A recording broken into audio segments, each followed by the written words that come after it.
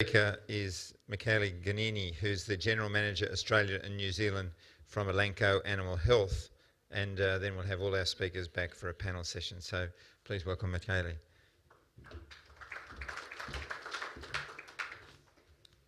So thanks, Mick, and thanks to the AFI to give me the opportunity to speak here. So it's tough to be the last one, and having like 2 minutes left to go through my material. Now, I'll try in the next 15 minutes to go through and give the view of Elanco on how to increase productivity and feed the 9. So meaning feeding the 9 billion people that will be present on this earth by 2050, okay? So, yes. Now, at Elanco, we don't have the magic wand, we don't have the magic recipe, but I think we look at the things and a bit differently, at least a bit differently than other animal health companies. And we see some opportunities to deliver productivity gain, and we see the productivity, we see it in the, what I would define the AAA, so analytics, acceptance, and acceleration. So some of that, you might have seen it during the day, so I've seen a lot of analytics.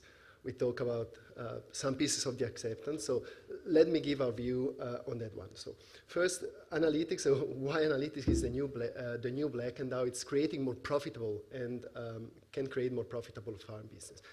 In terms of acceptance, is having technology is good, but if technology is not accepted and is not adopted, then we cannot use it. So how to make technology accepted to boost productivity.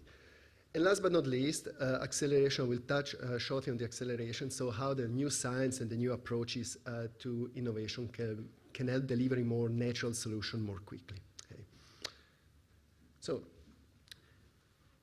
I don't know if the sexiest job of the 21st century is data scientist, but for sure, technology has evolved very much in the last decade, and the amount of data that we have forces us to go through a challenge, how to use this data, and how to make sure that this workforce that needs to use this data can interpret the data in a proper sense in order to deliver the productivity that we need to deliver.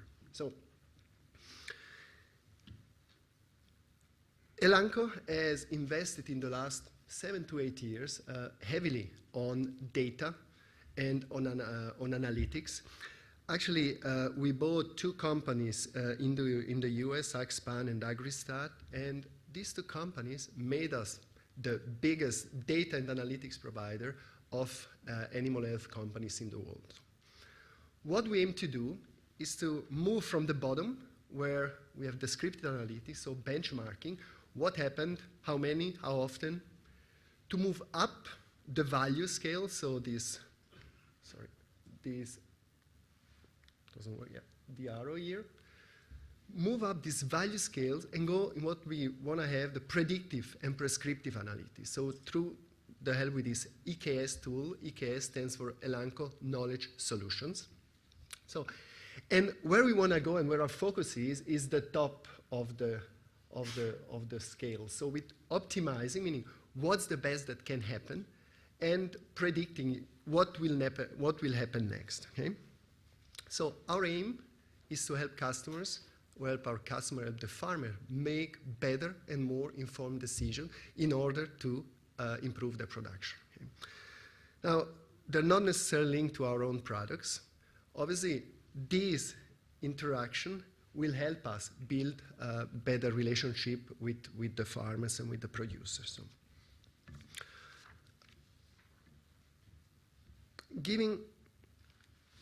let me give you now an example. This is one of the Elanco Knowledge Solution product and services we have. It's called HTS. HTS standing for Health Tracking Services, and HTS Plus. Okay.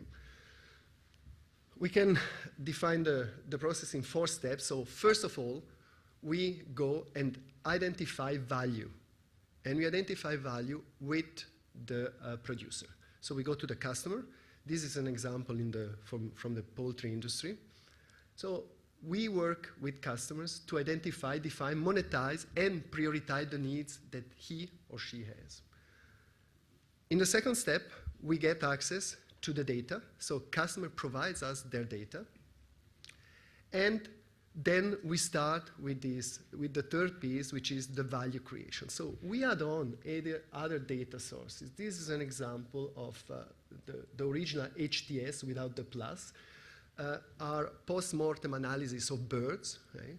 So we collect over 30 different health parameters, and that was the beginning. So to help, actually, in this case, producers in the poultry industry to make better nutritional or health decision. Okay.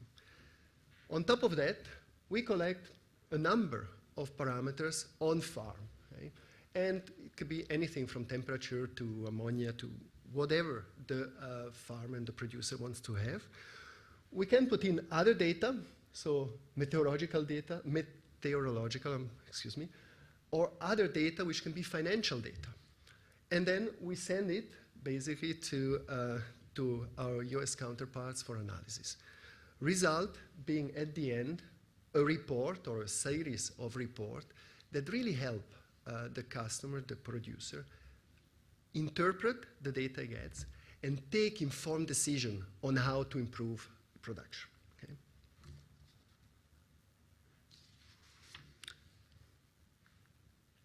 Now, I will go through in detail each of these numbers, of course. This is to give you a very short overview. So first of all, we receive the data of the customer in this form. So could be daily gain, food conversion rate, whatever.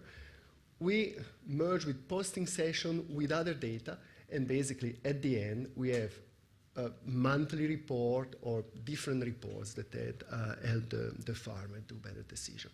This now is a poultry example. It's actually this one, we have a project running, or we started a project running right now in Australia, and we'll see the results in the future, I would say in the future month and probably in the future years. The second piece of optimizing productivity is what we call acceptance, okay? And a lot of it is summarized in what we call at Elanco the enough report. Basically, how do we produce enough food to feed the 9 billion people that will be present on this earth in 35 years from now?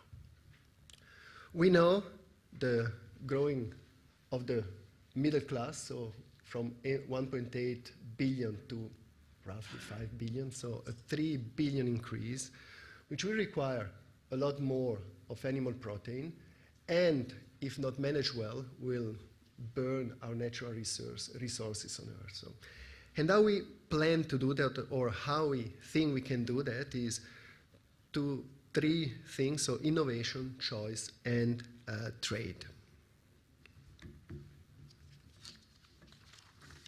So the innovation piece is pretty interesting, I find. Why that? Because our research indicates that with the existing innovation, if used everywhere and if used well, we could, as an example, produce 1 more egg per hen per year, which would cover the need of the future population on Earth. Okay? This would mean covering the need with 4 billion less hens, and you see below the data, so we could have the size of Victoria, less farmland, less water, 11 times the Sydney Harbour. Found that an interesting data. Same things with the dairy industry. With half a glass of milk per cow per day more, we can give enough to the future population in terms of milk production. Now, this means, again, 66 million fewer cows, and you can read, so farmland twice the size of New South Wales, which would be saved by that. So this would be with existing innovation, and when we talk about innovation, is obviously we talk about pasture genetics, animal health, sanitation, nutrition, and so on and so forth.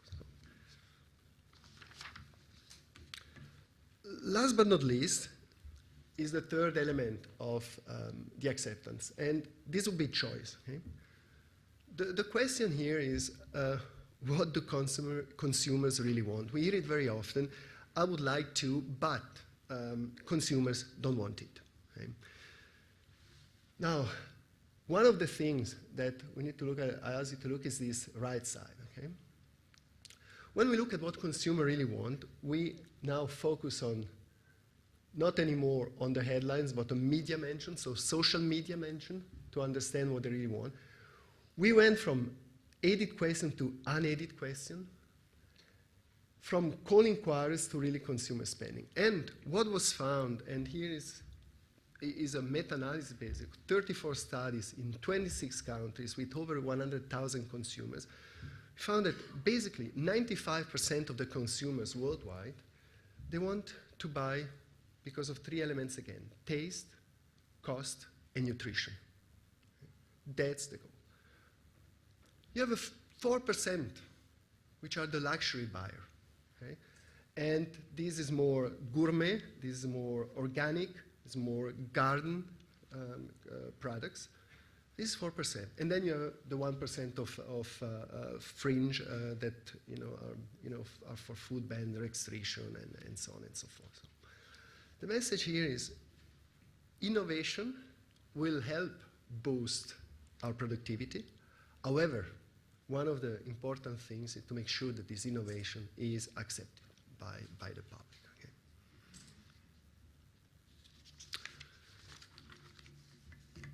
Now, last point I would like to touch upon is the acceleration and, sorry, apologize. Let me go back. So last, I was at the second, so the third one would be trade. Okay? Trade, we know, food must move. Okay? We heard it today. And now, one of the things we focus, and rightly so, is tariffs. Okay? That's why FTA agreements, that's why we need to make sure that these tariffs are higher to allow food to move more freely. Now, one of the aspects we are focusing on is the bottom here. So the technical trade barriers. We think that harmonized food standards are very important. And why that? First of all, it will make a level playing field between countries. And it also helps customer confidence in our practice, in agricultural practices. Having a country that permits certain things and another one that bans certain things obviously puts in the consumer kind of uncertainty. Why does my country do that?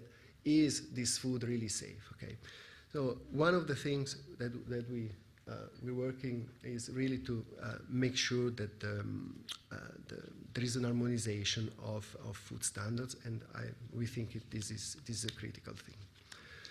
So last but not least, going to the acceleration, please. And so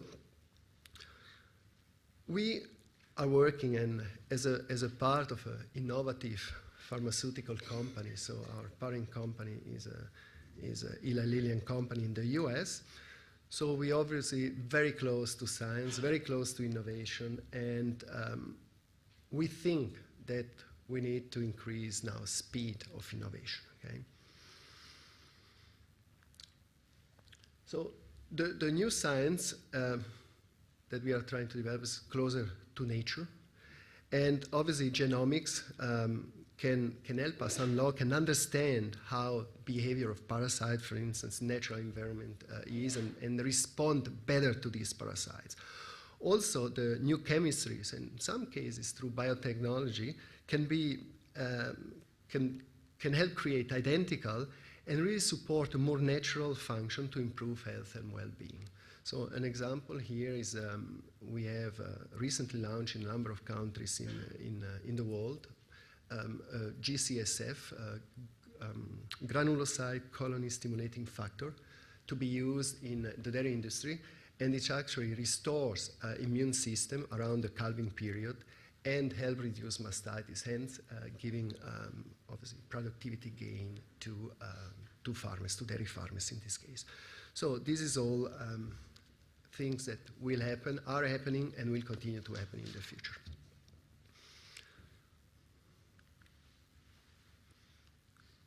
Now, last slides for the innovation piece and accelerations piece, sorry, is, we have here in Australia and New Zealand, based in Sydney, our ANZ Research Hub. And Elanco was focused historically on outsourcing, so going for collaborations and to get faster to the market. That will be very interesting. As you may know, we just about to acquire Novartis Animal Health, and they have a different model. So they have in-house discovery. So I'm really looking forward to see what happens when we merge the two and how we can deliver fast technology to the market in the future. So to conclude, because my 15 minutes are gone, again, we see three opportunities or three topics of opportunities to deliver productivity gains. So the analytics, making sense of data, the power of data to better decision making. The acceptance, which is key because technology without acceptance cannot exist. And last but not least, the acceleration of scientific discovery. And if we work all together, meaning all the stakeholders in the agricultural sector work all together on these three topics, we think that we'll succeed in augmenting and increasing the productivity from now and in the future, in the next 10 years and beyond. So that would be it. Thank you very much. You will have here, I was mentioning the enough report, if you're interested. Here you can find additional information on this very interesting report, and we can distribute, if you leave me a business card of your address, I will be more than happy to distribute, to send you the Australian edition of the enough report. So thank you very much.